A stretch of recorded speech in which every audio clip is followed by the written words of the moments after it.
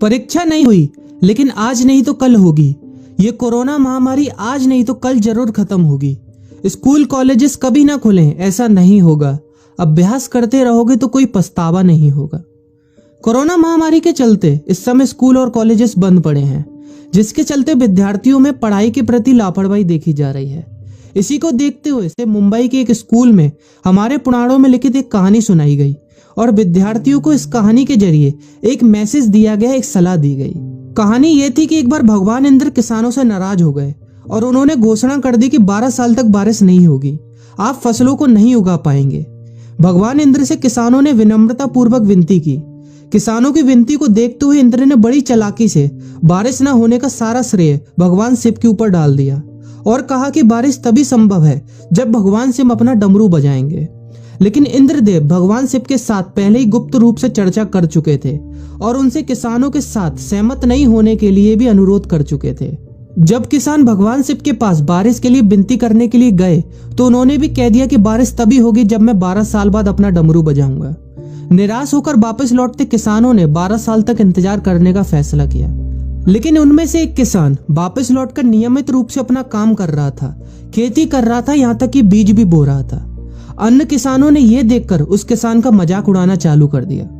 कुछ किसानों ने उससे पूछा भी कि आप अपना समय और ऊर्जा क्यों बर्बाद कर रहे हैं, जबकि आप जानते हैं कि 12 साल तक बारिश नहीं होने वाली। उस किसान ने जवाब दिया कि मुझे पता है कि बारिश के बिना मेरी फसल नहीं आएगी, लेकिन मैं ये सब केवल अभ्यास के रूप में कर रहा हूँ। 12 साल बाद मैं फसलों को उगाने और खेतों में काम करने की प्रतिक्रिया को भूल जाऊंगा। शरीर की काम करने की आदत छूट जाएगी और शरीर आलस का शिकार हो जाएगा। इसलिए मैं अभ्यास करता रहता हूँ कि जब 12 साल बाद बारिश होगी तो मुझे काम करने में मुश्किल नहीं होगी। जब इस किसान की यह बात पार्वती जी को पता चली तो उन्होंने भी चिंतित होकर शिव जी से कहा, आप भी 12 साल बाद डमरू बजाना भूल सकते हैं। यह सुनकर भगवान शिव भी चिंतित हो गए, इसलिए कहीं वो डमरू बजाना भूल तो नहीं गए, इसकी जांच करने की सोची और अपना डमरू उठाकर बजाने की कोशिश करने लगे। कोशिश करते हुए जैसे ही डमरू से आवाज आई वैसी बारिश होने लगी और जो किसान नियमित रूप से अपना काम कर रहा था उस किसान का खेत फसलों से हरा भरा हो गया। लेकिन बाकी सभी बारिश का इंतजार करते किसानों को पछतावा हुआ, क्योंकि उन्होंने अभ्यास करना भी छोड़ दिया था। इसी तरह 2 सप्ताह बाद, 2 महीने बाद या 2 साल बाद लॉकडाउन समाप्त हो जाएगा।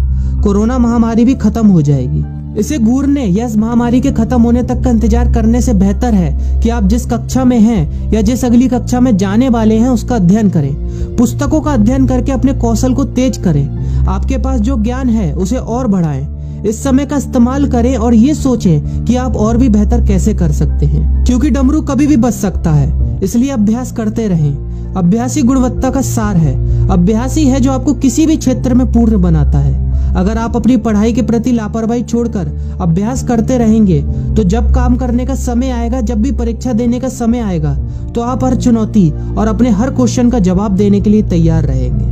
अपना ध्यान रखें और अपनों का ख्याल रखें, क्योंकि कोरोना भी गया नहीं है। घर पर ही रहने की कोशिश करें ताकि आप भी और अन्य भी सुरक्षित रहें और नियमित रूप से अभ्यास करते रहें, क्योंकि डमरू कभी भी बच सकता है।